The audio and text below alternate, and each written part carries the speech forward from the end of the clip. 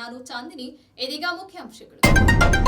ಶ್ರೀ ಮಡಿವಾಳ ಮಾಚಿದೇವ ಜಯಂತಿ ಅಂಗವಾಗಿ ಹಾಸನ ನಗರದಲ್ಲಿ ಭವ್ಯ ಮೆರವಣಿಗೆ. ಮಡಿವಾಳ ಸಮಾಜದ ಒಗ್ಗಟ್ಟಿಗೆ ಶಾಸಕ ಸ್ವರೂಪ್ ಕರೆ. ಯಶಸ್ವಿಯಾಗಿ ನಡೆದ ಅರ್ಥಪೂರ್ಣ ಚಿಂತನೆಗಳ 2 ದಿನದ ಕನ್ನಡದಲ್ಲಿ ಕುರಾನ್ ಪ್ರವಚನ ಕಾರ್ಯಕ್ರಮ.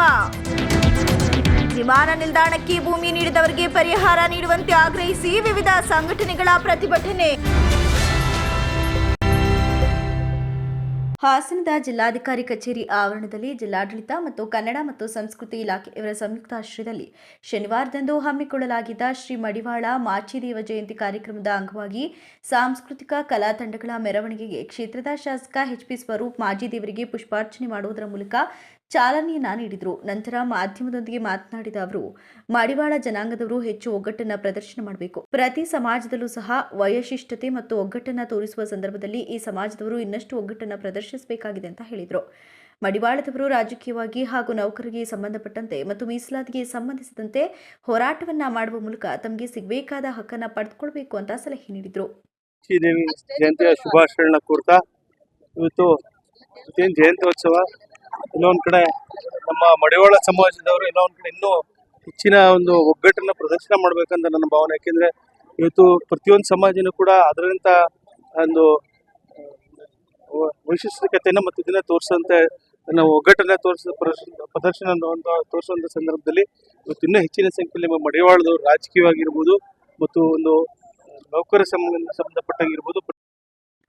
ಇದೇ ವೇಳೆ ಜಿಲ್ಲಾ ಸರ್ಕಾರಿ ನೌಕರರ ಸಂಘದ ಅಧ್ಯಕ್ಷ ಬಿಪಿ ಕೃಷ್ಣೇಗೌಡ, ಗೌರವಾಧ್ಯಕ್ಷ ಎ ಕೃಷ್ಣೇಗೌಡ, ಮಡಿವಾಳ ಮಾಚಿದೇವ ಸಂಘದ ರಾಜ್ಯಾಧ್ಯಕ್ಷೆ ವಿಜಯಲಕ್ಷ್ಮಿ ಅಂಜನಪ್ಪ, ಜಿಲ್ಲಾ ಪಂಚಾಯತ್ ಉಪಕಾರ್ಯದರ್ಶಿ ಚಂದ್ರಶೇಖರ್, ಜಿಲ್ಲಾ ಕನ್ನಡ ಸಾಹಿತ್ಯ ಪರಿಷತ್ತಿನ ಅಧ್ಯಕ್ಷ ಎಚ್.ಎಲ್. ಮಲ್ಲೇಶ್ ಗೌಡ, ಕನ್ನಡ ಮತ್ತು ಸಂಸ್ಕೃತಿ ಇಲಾಖೆ ಸಹಾಯಕ ನಿರ್ದೇಶಕ ಎಚ್.ಪಿ. ತಾರಾನಾಥ್, ಗೊರೂರು ಶಿವೇಶ್, ನಿರ್ದೇಶಕ ಮಲ್ಲೇಶ್, ಮುರಳಿ, ಗೋವಿಂದಪ್ಪ, ರಘು ಇತರರು ಉಪಸ್ಥಿತರಿದ್ದರು.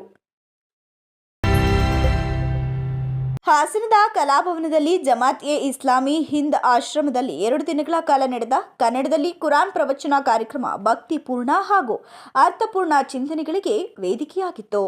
ಕಾರ್ಯಕ್ರಮದಲ್ಲಿ ಅಮಲು ಮುಕ್ತ ಸಮಾಜ ಮತ್ತು ಯುವಕರು ಹಾಗೂ ಮುಕ್ತಿಯ ಮಾರ್ಗ ಎಂಬ 2 ಪ್ರಮುಖ ವಿಷಯಗಳ ಕುರಿತು ವಿಸ್ತೃತ ಚರ್ಚೆಗಳು ಮೌಲ್ಯಾಧಾರಿತವಾಗಿದ್ದವು. ಮೊದಲ ದಿನದ ಪ್ರಮುಖ ವಿಷಯವೆಂದರೆ ಸಮಾಜದಲ್ಲಿ ಕಂಟಕವಾಗುತ್ತಿರುವ ಅಮಲು ಸೇವೆ ಮತ್ತು ಅದರ ಪರಿಣಾಮಗಳು. ಧಾರ್ಮಿಕ, ಸಾಮಾಜಿಕ ಮತ್ತು ಮಾನವೀಯ ದೃಷ್ಟಿಕೋನದಿಂದ ಈ ಸಮಸ್ಯೆಗೆ ಸಮಗ್ರ ವಿಶ್ಲೇಷಣೆ ನೀಡಲಾಯಿತು.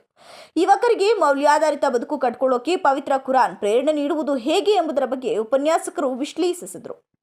ಇಸ್ಲಾಮಿಕ್ ಮೌಲ್ಯಗಳು ದುರ್ವ್ಯಸನಗಳ ವಿರುದ್ಧ ಎಚ್ಚರ ನೀಡುವುದು ಹೇಗೆ ಎಂಬುದನ್ನು ವಿವರಣೆ ಮಾಡಲಾಯಿತು.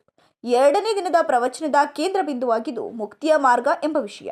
ಮಾನವ ಜೀವನದ ಗುರಿ ಕೊನೆಯ ಹಂತ ತಲುಪುವ ಮುನ್ನ ನಾವೇಕೆ ಜೀವನದ ಹಾದಿಗಳನ್ನು ಪರಿಶೀಲಿಸಬೇಕು ಎಂಬ ತಾತ್ವಿಕ ಯೋಜನೆಯನ್ನ ವಿವರಿಸಲಾಯಿತು. ಹಾಸನದಲ್ಲಿ ನಡೆದ ಈ ಕಾರ್ಯಕ್ರಮ ಕನ್ನಡ ಭಾಷೆಯಲ್ಲಿ ಪವಿತ್ರ ಕುರಾನಿನ ಸಂದೇಶವನ್ನು ಸ್ಪಷ್ಟವಾಗಿ ಜನರಿಗೆ ತಲುಪಿಸಲು ಯಶಸ್ವಿಯಾಯಿತು. ವಿಶೇಷವಾಗಿ ಯುವಕರಿಗೆ ಸಮಾಜದಲ್ಲಿ ತಮ್ಮ ಪಾತ್ರವನ್ನು ಅರಿಯಲು, ಅಮಲು ಮುಕ್ತ ಬದುಕಿಗೆ ಪ್ರೇರಣೆಯನ್ನ ಪಡೆಯಲು ಹಾಗೂ ಶ್ರದ್ಧೆಯೊಂದಿಗೆ ಜೀವನವನ್ನು ರೂಪಿಸಿಕೊಳ್ಳೋಕೆ ಇದು ಉತ್ತಮ ವೇದಿಕೆಯಾಗಿತ್ತು. ಈ ಪ್ರವಚನಗಳು ಸರಳ ಮತ್ತು ಸ್ಪಷ್ಟ ಭಾಷೆಯಲ್ಲಿ ನಡೆದಿದ್ದರಿಂದ ಸಂದೇಶ ಜನಮನವನ್ನ ಮುಟ್ಟಿತು.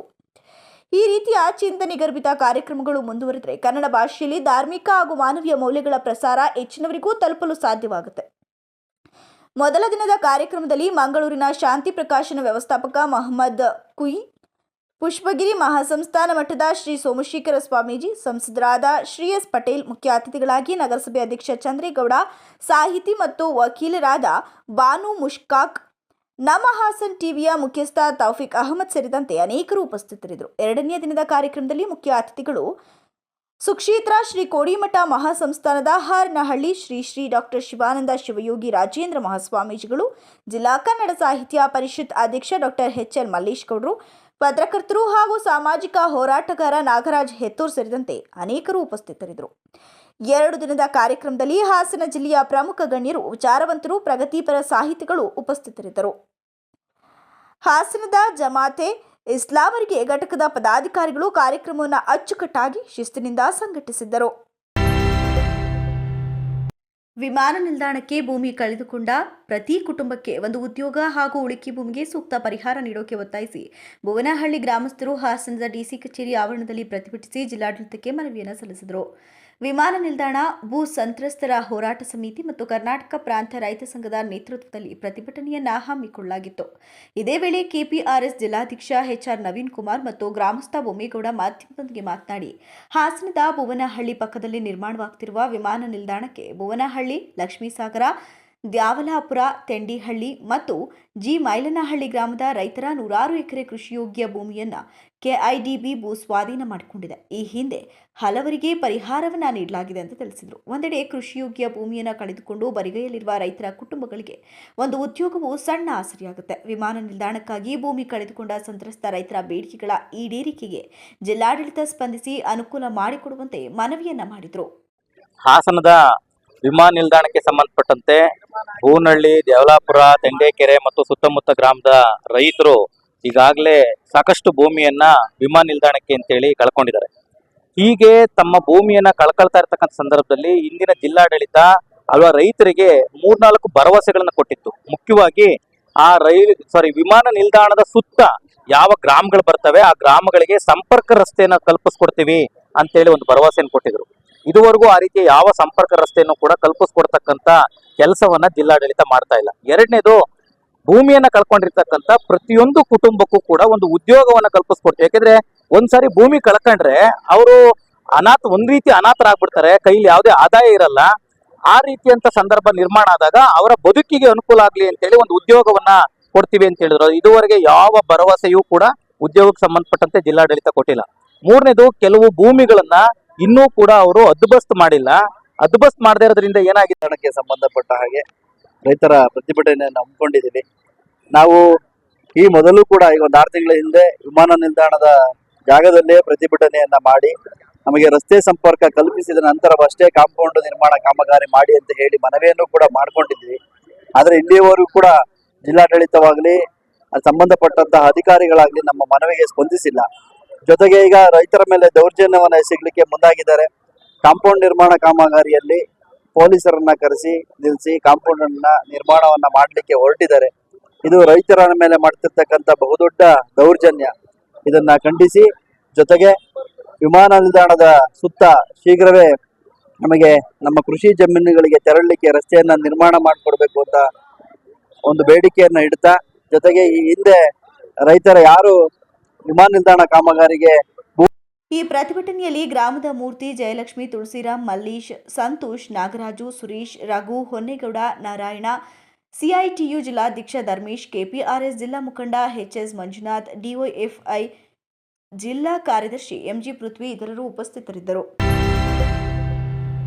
1ನೇ ತರಗತಿ ಓದುತ್ತಿರುವ ನನ್ನ ಮಗನ ತಲೆಗೆ ಬೆನ್ನಿಗೆ ಹೊಡೆದು ಕೈ ಹಿಸುಕಿ, ಮೆಟ್ರೆ ಹಿಸುಕಿ ನಮ್ಮನ್ನ ಹೀಯಾಳಿಸುತ್ತಿರುವ ಹಾಸನ ತಾಲೂಕಿನ ದುದ್ದ ಹೋಬಳಿಯ ಕಬಳ್ಳಿ ಸರ್ಕಾರಿ ಶಾಲೆಯ ಟೀಚರ್ ಮೇಲೆ ಕ್ರಮ ಕೈಗೊಳ್ಳುವಂತೆ ಆಗ್ರಹಿಸಿ ಬಾಲಕ ನೂತನ್, ತಾಯಿ ಸರಳಾ ಮತ್ತು ತಂದೆ ರಾಜೇಶ್ ಜಿಲ್ಲಾಡಳಿತಕ್ಕೆ ಮನವಿಯನ್ನು ಸಲ್ಲಿಸಿದರು. ಇದೇ ವೇಳೆ ಮಗುವಿನ ತಾಯಿ ಸರಳಾ ಮಾಧ್ಯಮದೊಂದಿಗೆ ಮಾತನಾಡಿ, ನಾನು ನನ್ನ ಮಗನನ್ನ ತಾಲೂಕಿನ ದುದ್ದ ಹೋಬಳಿಯ ಕಬಳ್ಳಿ ಶಾಲೆಗೆ ಕಳುಹಿಸಲಾಗಿದ್ದು, ಆಗ ಪಾಯಿಂಟ್ ಮಾಡ್ತಿದ್ರು. ಇವನು ಪಾಯಿಂಟ್ ಮುಟ್ಟಿದಾಗ ಮೇಡಮ್ ತಲೆಗೆ, ಕೈಗೆ ಎಲ್ಲಾ ಕಡೆ ಹೊಡೆದಿದ್ದಾರೆ. ಸಂಜೆ ಮನೆಗೆ ಬಂದಾಗ ಹುಷಾರಿಲ್ಲದೆ ಮಲಗಿದ್ದನು. ಹುಷಾರಿಲ್ಲದ ಕಾರಣ ಬೆಳಗ್ಗೆ ಶಾಲೆಗೆ ಕಳಿಸಲಿಲ್ಲ. ಶಾಲೆಗೆ ಹೋಗದಿರುವ ಬಗ್ಗೆ ಪಕ್ಕದ ಮನೆಯವರು ವಿಚಾರಿಸಿದರು. ಮೇಡಮ್ ಹೊಡೆದಿದ್ದರಿಂದ ಶಾಲೆಗೆ ಹೋಗಿಲ್ಲ ಎಂದು ಹೇಳಿದೆ. ಈ ವಿಚಾರವನ್ನ ಯಾರೋ ಒಬ್ಬರು ಶಾಲೆಯ ಮೇಡಮ್ಗೆ ಹೇಳಲಾಯಿತು. ಅದಕ್ಕೆ ನಿಮ್ಮಮ್ಮ ದೇವತ್ತರ ಇದ್ದಾಳೆ, ಹಂಗಿದ್ದಾಳೆ, ಹಿಂಗಿದ್ದಾಳೆ ಎಂದು ಹೀಯಾಳಿಸಿದಲ್ಲದೆ, ನೀನು ಶಾಲೆಗೆ ಬರಬೇಡ, ಯಾಕೆ ಬರ್ತೀಯಾ ಅಂತ ನನ್ನ ಮಗನ ಕೈಗೆ, ತಲೆಗೆ ಹೊಡೆದು ಮೆಟ್ರೆ ಹಿಸುಕಿದಲ್ಲದೆ ಕೈ ಚಿಂಟಿದ್ದಾರೆ ಅಂತ ದೂರಿದ್ರು. ನನ್ನ ಕೈಗೆ, ಬೆನ್ನಿಗೆ ಹೊಡೆಯುತ್ತಾರೆ, ನನ್ನ ಮೆಟ್ರೆ ಹಿಸುಕುತ್ತಾರೆ, ಕೈ ಚಿಂಟುತ್ತಾರೆ ಅಂತ. ಇದೇ ವೇಳೆ ಬಾಲಕ ನೂತನ್ ಕೂಡ ತಮ್ಮ ಗಾತನವನ್ನ ಹೇಳಿಕೊಂಡರು.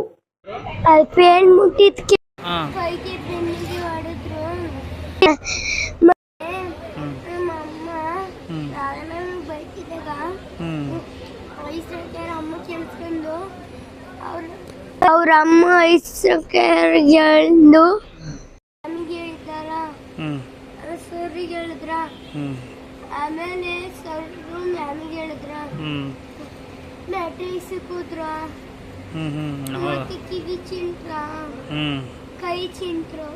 ಹೌದಾ? ಹೇಳಿ ಮೇಡಮ್, ಏನಾಯ್ತು, ಏನು ವಿಷಯ ಇದು? ಅದೇ ಸರ್, ಈಗ ಸ್ಕೂಲ್ ಕಳ್ಸಿದ್ವಿ. ಸ್ಕೂಲಿಗೆ ಕಳ್ಸಿದಾಗ ಏನೋ ಪೇಂಟ್ ಮಾಡ್ತಾ ಇದ್ರಂತೆ. ಅವಾಗೇನೋ ಇವನು ಪೇಂಟ್ ಮುಟ್ಟಿದ್ದಾನೆ. ಅವಾಗ ಮೇಡಮ್ ಹೊಡೆದಿದ್ದಾರೆ, ಇವನಿಗೆ ಕೈಗೆ, ಕಾಲಿಗೆ, ತಲೆಗೆಲ್ಲ ಹೊಡೆದ್ಬಿಟ್ಟಿದ್ದಾರೆ. ಅವ್ನು ಬಂದು ಸಂಜೆನೆ ಹುಷಾರಿಲ್ಲದೆ ಮಲಿಕಬಿಟ್ಟ. ಇನ್ನು ಬೆಳಗ್ಗೆ ನಾವು ಸ್ಕೂಲಿಗೆ ಕಳಿಸ್ತಿಲ್ಲ.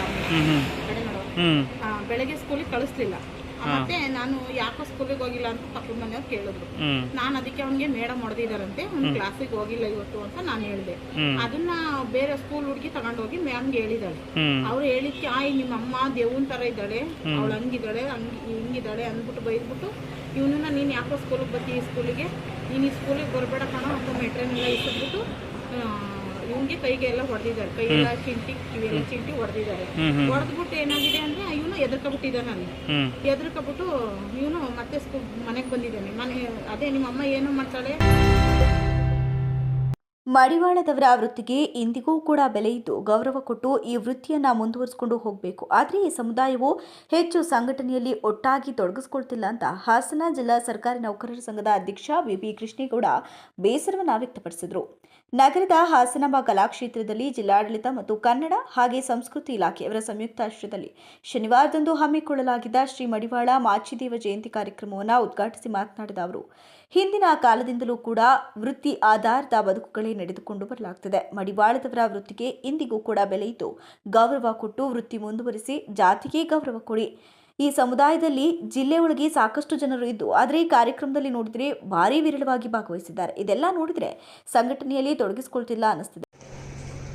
ಬಹಳ ಮುಖ್ಯವಾಗಿ ಈ ಮಾಚಿದೇವರವ್ರನ್ನ ನೆನೀತಾರೆ. ಅಂದರೆ ಸುಮಾರು ಕಲ್ಯಾಣದಲ್ಲಿ 1,80,000 ವಚನಕಾರರು ಅಥವಾ ಆ ವಚನಕಾರರಲ್ಲಿ ಅತ್ಯಂತ ಶ್ರೇಷ್ಠವಾಗಿರ್ತಕ್ಕಂಥ 5 ವಚನಕಾರರನ್ನ ನೆನೀತಕ್ಕಂಥದ್ದು ಯಾರಪ್ಪ ಅಂತ ಅಂದರೆ ಆ 5 ವಚನಕಾರರಲ್ಲಿ ಇವರನ್ನು ಕೂಡ ಒಬ್ಬ ಪ್ರಮುಖ ವಚನಕಾರರಾಗಿ ಅವರೆಲ್ಲರೂ ಕೂಡ ಸ್ಮರಿಸ್ಕೊಳ್ತಾರೆ. ಮುಖ್ಯವಾಗಿ ಈ ವಚನಕಾರರಲ್ಲಿ ಯಾಕೆ ನಾವು ಭಾವಚಿತ್ರವನ್ನು ಗಮನಿಸಿದ್ರೆ ಒಂದು ಅಂಶವನ್ನು ಗಮನಿಸ್ತೀವಿ. ಅವರು ಕತ್ತಿಯನ್ನು ಹಿಡಿದ ಮಾಚಿದೇವರು. ಕಾರಣ ಈಗಾಗಲೇ ಹೇಳಿದಂತೆ ವಚನ ರಕ್ಷಕರು ಕೂಡ ಆದರು. ಅವರ ಮಹತ್ವ ಎಲ್ಲಿದೆಯಪ್ಪ ಅಂತ ಅಂದರೆ ಮಾಚಿದೇವ್ರದ್ದು ಅವರು ವಚನಗಳನ್ನು ರಕ್ಷಣೆ ಮಾಡಿದರಲ್ಲಿ ಇದೆ. ಅವರಲ್ಲಿ 3 ಅಂಶಗಳನ್ನು ನಾವು ಗುರುತಿಸ್ಬೋದು.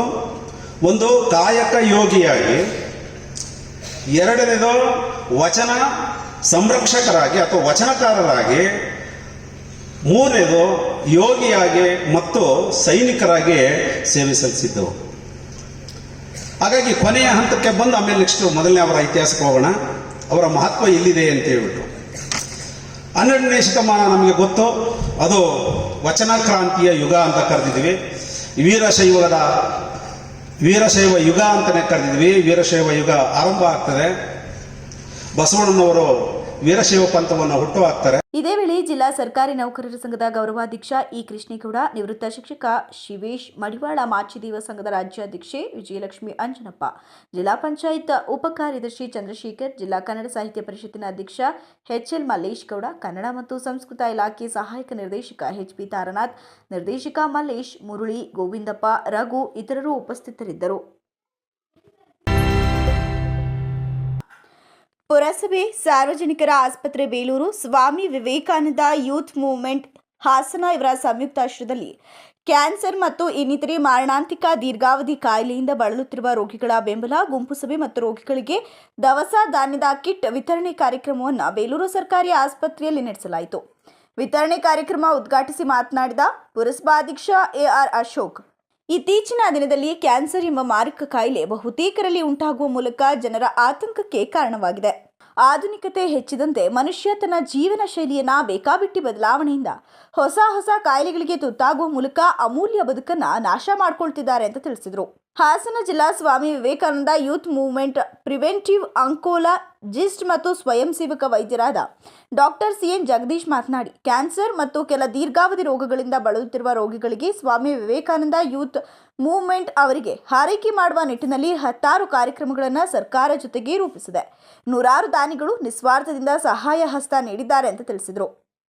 SYM ಸಂಸ್ಥೆಯ ಗಂಗಾಧರ್ ಅವರಾಗಿರ್ಬೋದು, ಅದೇ ರೀತಿ ಗೋವಿಂದರಾಗಿರ್ಬೋದು, ಅವರು ಭಾಳ ಉತ್ತಮವಾದ ಕೆಲಸ ಹಾಸನ ಜಿಲ್ಲೆಯಲ್ಲಿ ಮಾಡ್ತಿದ್ದಾರೆ ಅಂತ ಹೇಳ್ಬಿಟ್ಟು ನನಗೆ ವಿಚಾರ ತಿಳಿದು ಕೊಂಡಾಗ ನಮ್ಮ ಪುರಸಭೆಗೆ ಬಂದು ಇದರ ಬಗ್ಗೆ ಕೆಲವೊಂದು ಮಾಹಿತಿಗಳನ್ನು ಗಂಗಾಧರವರು ಗೋವಿಂದರವರು ಹೇಳಿದ ತಕ್ಷಣ ನನ್ನ ಮನಸ್ಸಿಗೆ ತಾಂಡೆ.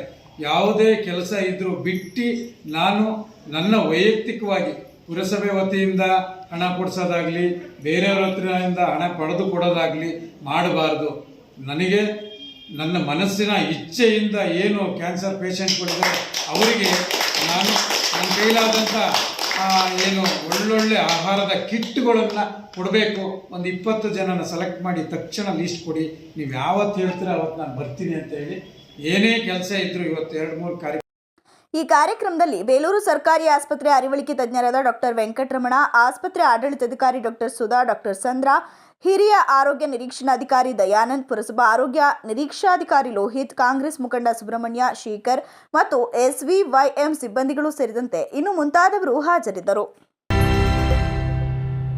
ಚನ್ನರಾಯಪಟ್ಟಣ ತಾಲೂಕಿನ ಹಿರಿಯ ರಂಗಭೂಮಿ ಕಲಾವಿದರ ಸಂಘಟನೆ ಎಂಬ ಹೆಗ್ಗಳಿಕೆಗೆ ಪಾತ್ರವಾಗಿರುವ ಶ್ರೀ ಗುರುಕಲಾ ಸಂಘದ ನೂತನ 2025-28ನೇ ಸಾಲಿನ ಪದಾಧಿಕಾರಿಗಳ ಪದಗ್ರಹಣ ಕಾರ್ಯಕ್ರಮವು ಸಂಘದ ಕಚೇರಿಯಲ್ಲಿ ಜರುಗಿತು. ಈ ಕಾರ್ಯಕ್ರಮದಲ್ಲಿ 2025-28ನೇ ಸಾಲಿನ ನೂತನ ಅಧ್ಯಕ್ಷರಾಗಿ HN Ramanna, ಗೌರವಾಧ್ಯಕ್ಷರಾಗಿ CG Manjappa, BS Nagaraju, ಕಾರ್ಯಾಧ್ಯಕ್ಷರಾಗಿ AS Krishnegowda, ಉಪಾಧ್ಯಕ್ಷರಾಗಿ ದೇವರಾಜೇಗೌಡ, ಪಡವನಹಳ್ಳಿ ರೇವಣ್ಣ, ಗುರುರಾಜು, ಕಾರ್ಯದರ್ಶಿಯಾಗಿ ಕಾನ್ವೆಂಟ್ ಮಹದೇವ್, ಖಜಾಂಚಿಯಾಗಿ HN ಲಕ್ಷ್ಮೀ ನರಸಿಂಹಮೂರ್ತಿ, ಗೌರವ ಸಲಹೆಗಾರರಾಗಿ N ಶ್ರೀನಿವಾಸ್ ಇತರರು ಅಧಿಕಾರವನ್ನು ಸ್ವೀಕಾರ ಮಾಡಿದರು.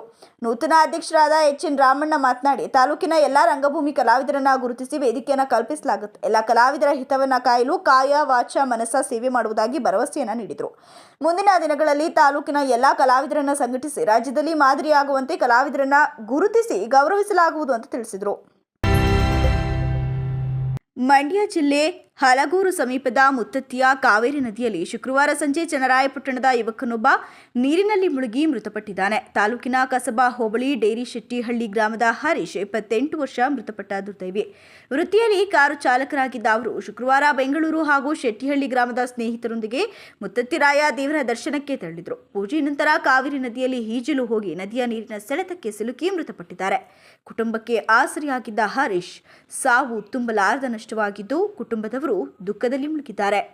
ಈ ಸಂಬಂಧ ಹಲಗೂರು ಪೊಲೀಸ್ ಠಾಣೆಯಲ್ಲಿ ಪ್ರಕರಣ ದಾಖಲಾಗಿದೆ. ರಸ್ತೆ ಬದಿ ನಿಲ್ಲಿಸಿದ್ದ ಲಾರಿಗಳಿಗೆ ಆಕಸ್ಮಿಕ ಬೆಂಕಿ ತಗುಲಿ ಸುಟ್ಟು ಕರಕಲಾಗಿರುವ ಘಟನೆ ಬೇಲೂರು ತಾಲೂಕು ಆಫೀಸಿನ ಹಿಂಭಾಗ ನೆಹರು ನಗರದಲ್ಲಿರುವ ದಿವ್ಯಾ ಕಾನ್ವೆಂಟ್ ಪಕ್ಕ ನಡೆದಿದೆ. ಯಾರೋ ಬೀಡಿ ಅಥವಾ ಸಿಗರೇಟ್ ಸೇದಲು ಬೆಂಕಿ ಕಡ್ಡಿ ಹಚ್ಕೊಂಡೆಸಿದಾಗ ಆಕಸ್ಮಿಕ ಬೆಂಕಿ ಹತ್ತಿರಬಹುದು ಅಂತ ಬೆಂಕಿ ನಂದಿಸಲು ಬಂದ ಅಗ್ನಿಶಾಮಕ ಸಿಬ್ಬಂದಿಗಳು ಅನುಮಾನವನ್ನು ವ್ಯಕ್ತಪಡಿಸಿದ್ದಾರೆ. ಸ್ಥಳಕ್ಕೆ ಸಬ್ ಇನ್ಸ್ಪೆಕ್ಟರ್ SG ಪಾಟೀಲ್ ಭೇಟಿಯನ್ನ ನೀಡಿ ಪರಿಶೀಲನೆಯನ್ನ ನಡೆಸಿದ್ದಾರೆ. ಬೇಲೂರು ಪೊಲೀಸರು ಪ್ರಕರಣವನ್ನು ದಾಖಲಿಸಿಕೊಂಡಿದ್ದಾರೆ. ಏನಾಗಿತ್ತು ಹೇಳಿ ಸರ್? ಸುಮಾರು 2 ಗಂಟೆ 10 ನಿಮಿಷಕ್ಕೆ ನಮಗೆ ಕಂಟ್ರೋಲಿಂದ ಫೈರ್ ಆಗಿದೆ ಲಾರಿಗೆ ದಿವ್ಯಾ ಕಾನ್ವೆಂಟ್ ಸ್ಕೂಲ್ ಹಿಂಭಾಗ ಅಂತೇಳಿ ಕರೆ ಮಾಡಿದಾಗ ನಾವು ತಕ್ಷಣ ಸ್ಪಂದಿಸಿ ಆ ಕರೆಗೆ ಬಂದು ನೋಡಿದಾಗ 2 ಲಾರಿಗೆ ಬೆಂಕಿ ಆಗಿತ್ತು. 2 ಲಾರಿಗೆ ಬೆಂಕಿ ಆಗಿತ್ತು. ನಾವು ಸಿಬ್ಬಂದಿಗಳೆಲ್ಲ ಸೇರಿ ಕಾರ್ಯಾಚರಣೆಯಲ್ಲಿ. ಶಿಕ್ಷಣ ಇಲಾಖೆ ಅಧಿಕಾರಿಗಳ ಕಿರುಕುಳದಿಂದ ಖಾಸಗಿ ಶಾಲೆಗಳನ್ನು ರಕ್ಷಿಸುವಂತೆ ಕರ್ನಾಟಕ ರಾಜ್ಯ ಅನುದಾನ ರಹಿತ ಶಾಲಾಡಳಿತ ಮಂಡಳಿಗಳ ಒಕ್ಕೂಟದ ರಾಜ್ಯ ಪ್ರಧಾನ ಕಾರ್ಯದರ್ಶಿ ಶಶಿಕುಮಾರ್ ಸಕಲೇಶಪುರದಲ್ಲಿ ಹೇಳಿದರು. ಖಾಸಗಿ ಶಾಲೆಗಳ ನಿಯಮ ಪಾಲನೆ ವಿಚಾರದಲ್ಲಿ ತಮಗಿಷ್ಟ ಬಂದಂತೆ ನಿಯಮ ರೂಪಿಸುತ್ತಿರುವ ಶಿಕ್ಷಣ ಇಲಾಖೆ ಉಪನಿರ್ದೇಶಕರುಗಳು ನಿಯಮ ಪಾಲನೆ ನೆಪದಲ್ಲಿ ಭ್ರಷ್ಟಾಚಾರ ನಡೆಸುತ್ತಿದ್ದಾರೆ. ಸರ್ಕಾರಿ ಶಾಲೆಗಳಲ್ಲಿ ಇಲ್ಲದ ಮಕ್ಕಳ ರಕ್ಷಣೆ ವಿಚಾರ ಖಾಸಗಿ ಶಾಲೆಗಳು ಅಳವಡಿಸಿ ಅಂತ ನಿಯಮ ಜಾರಿಗೊಳಿಸುತ್ತಿದ್ದಾರೆ. 2018ರ ನಂತರದ ಶಾಲೆಗಳಿಗೆ ಅಳವಡಿಸಿರುವ ನಿಯಮಗಳನ್ನು ಹಳೆ ಖಾಸಗಿ ಶಾಲೆಗಳು ಅಳವಡಿಸಿಕೊಳ್ಳಿ ಅಂತ 2018ರ ನಂತರದ ಶಾಲೆಗಳಿಗೆ ಅಳವಡಿಸಲಾಗಿರುವ ನಿಯಮಗಳನ್ನು ಹಳೆ ಖಾಸಗಿ ಶಾಲೆಗಳು ಅಳವಡಿಸಿಕೊಳ್ಳಿ ಎಂಬ ನಿಯಮ ಖಾಸಗಿ ಶಾಲೆಗಳಿಗೆ ಮಾರಕವಾಗಿದ್ದು ಶಾಲೆಗಳನ್ನು ಮುಚ್ಚುವಂತಹ ಪರಿಸ್ಥಿತಿ ನಿರ್ಮಾಣವಾಗುತ್ತಿದೆ. ಶನಿವಾರ ಸುದ್ದಿಗೋಷ್ಠಿಯಲ್ಲಿ ಎಚ್ಚರಿಕೆಯನ್ನ ನೀಡಿದರು. ಹಾಸನ ಜಿಲ್ಲೆ ಖಾಸಗಿ ಅನುದಾನ ರಹಿತ ಶಿಕ್ಷಣ ಸಂಸ್ಥೆಗಳ ಸಂಘಟನೆ ಕ್ಯಾಂಪ್ಸ್ ರಾಜ್ಯ ಸಂಘಟನೆ ಇವತ್ತಿನ ದಿನ ಈ ಭಾಗದಲ್ಲಿ ವಿಶೇಷವಾಗಿ ಒಂದು ಅವರ ಜನರಲ್ ಬಾಡಿ ಮೀಟಿಂಗ್ ಜೊತೆಗೆ ಸಮಸ್ಯೆಗಳು ಅದರ ಬಗ್ಗೆ ಕೂಡ ಮಾತನಾಡೋದಕ್ಕೆ ಇವತ್ತು ಎಲ್ಲ ಸೇರಿದ್ದಾವೆ. ಶಿಕ್ಷಣದ ಒಂದು ವ್ಯವಸ್ಥೆ ಅಡಿಯಲ್ಲಿ ಕಳೆದ ಸರ್ಕಾರದಿಂದ ಇವತ್ತಿನವರೆಗೂ ಕೂಡ ಹಳೆಯ ಶಿಕ್ಷಣ ಸಂಸ್ಥೆ, ಮತ್ತೊಮ್ಮೆ ಹೇಳ್ತಾ ಇದ್ದೀನಿ, 2017-18ರ ಮುಂಚೆ ಪ್ರಾರಂಭ ಆದಂತಹ ರಾಜ್ಯದ ಉದ್ದಗಲಕ್ಕೂ ಇರತಕ್ಕಂಥ ಶಿಕ್ಷಣ ಸಂಸ್ಥೆಗಳು, ಅದರಲ್ಲೂ ಕೂಡ ರಾಜ್ಯ ಪಠ್ಯಕ್ರಮ ಅಂದರೆ ಕೇವಲ 10,000ದಿಂದ 30-40,000 ತೆಗೆದುಕೊಂಡು ಇಡೀ ವರ್ಷದ ಶಿಕ್ಷಣವನ್ನು ಕೊಡ್ತಾ ಇರತಕ್ಕಂಥ ಕನ್ನಡ ಪ್ರಥಮ ಭಾಷೆಯಾಗಿ ಅನುಷ್ಠಾನ ಮಾಡ್ತಾ ಇರತಕ್ಕಂಥ ಶಾಲೆಗಳಿಗೆ ಇಲ್ಲದ ಸಲ್ಲದ ಕಿರುಕುಳ ಆಗ್ತಾ ಇದೆ. ಅದರಲ್ಲಿ ಮೊಟ್ಟ ಮೊದಲಿಗೆ ಮಾನ್ಯ ಸರ್ವೋಚ್ಚ ನ್ಯಾಯಾಲಯ ಹೇಳಿರತಕ್ಕಂಥದ್ದು ಪ್ರತಿಯೊಂದು ಶಾಲೆಯಲ್ಲೂ ಅಗ್ನಿನಂದಕ ಉಪಕರಣಗಳನ್ನ ಅಳವಡಿಸಬೇಕು ಅಂತ ಒಂದು ಆದೇಶ ಇತ್ತು. ಅದನ್ನ ಅಧಿಕಾರಿಗಳು, ಇಲ್ಲೆಲ್ಲೂ ಕೂಡ ನಾನು ಸರ್ಕಾರನ ದೋಷಿಸೋಕೆ ಇಷ್ಟಪಡಲ್ಲ ಸದ್ಯಕ್ಕೆ, ಯಾಕೆಂದ್ರೆ ಅದು ನೋಡ್ಬಿಟ್ಟಿದೀವಿ. ಸರ್ಕಾರದ ಅಡಿಯಲ್ಲಿ ಯಾರು ಅಪಾಯಿಂಟ್ ಆಗಿರ್ತಾರಲ್ಲ ಈ ಅಧಿಕಾರಿಗಳು, ಅವರ ಒಂದು ಉದ್ದಟತನಕ್ಕೆ ಈ ಎಲ್ಲ ನಿಯಮಗಳನ್ನ ತಿರುಚಿ ಹೊಸ ಶಾಲೆ 2018 ನಂತರ ಆಗಿದ್ದಂತ ಹೊಸ ಶಾಲೆಯ ನಿಯಮವನ್ನ ಹಳೆಯ ಶಾಲೆಗಳಿಗೆ ಹೊರಿಸುವಂತ ಹುನ್ನಾರ 2017-18 ನಂತರ, ಅದರಲ್ಲೂ ಕೋವಿಡ್ ಬಂದಾಗಿಂದ ಶುರು ಆಯಿತು. ಏನದು? ಅಗ್ನಿ ಸುರಕ್ಷತೆ, ಕಟ್ಟಡ ಸುರಕ್ಷತೆ, ಭೂ ಪರಿವರ್ತನೆ, ಕಟ್ಟಡದ ನಕ್ಷೆ, ಈ ರೀತಿ ಹಲವಾರು ಈ ಸುದ್ದಿಗೋಷ್ಠಿಯಲ್ಲಿ ಹಾಸನ ಜಿಲ್ಲಾಧ್ಯಕ್ಷ ಶಿವರಾಮೇಗೌಡ, ಉಪಾಧ್ಯಕ್ಷ ತಾರಾಸ್ವಾಮಿ, ಕಾರ್ಯದರ್ಶಿ ಗಂಗಾಧರ್, ತಾಲೂಕು ಅಧ್ಯಕ್ಷ ಮಲ್ನಾಡ್ ಜಾಕೀರ್, ಕಾರ್ಯದರ್ಶಿ ವೈಎಸ್ ಗಿರೀಶ್ ಮುಂತಾದವರು ಹಾಜರಿದ್ದರು. ಕೊನೆಯಲ್ಲಿ ಮತ್ತೊಮ್ಮೆ ಮುಖ್ಯಾಂಶಗಳು. ಶ್ರೀ ಮಡಿವಾಳ ಮಾಚಿದೇವ ಜಯಂತಿ ಅಂಗವಾಗಿ ಹಾಸನ ನಗರದಲ್ಲಿ ಭವ್ಯ ಮೆರವಣಿಗೆ, ಮಡಿವಾಳ ಸಮಾಜದ ಒಗ್ಗಟ್ಟಿಗೆ ಶಾಸಕ ಸ್ವರೂಪ್ ಕರೆ. ಯಶಸ್ವಿಯಾಗಿ ನಡೆದ ಅರ್ಥಪೂರ್ಣ ಚಿಂತನೆಗಳ 2 ದಿನದ ಕನ್ನಡದಲ್ಲಿ ಕುರಾನ್ ಪ್ರವಚನ ಕಾರ್ಯಕ್ರಮ. ವಿಮಾನ ನಿಲ್ದಾಣಕ್ಕೆ ಭೂಮಿ ನೀಡಿದವರಿಗೆ ಪರಿಹಾರ ನೀಡುವಂತೆ ಆಗ್ರಹಿಸಿ ವಿವಿಧ ಸಂಘಟನೆಗಳ ಪ್ರತಿಭಟನೆ.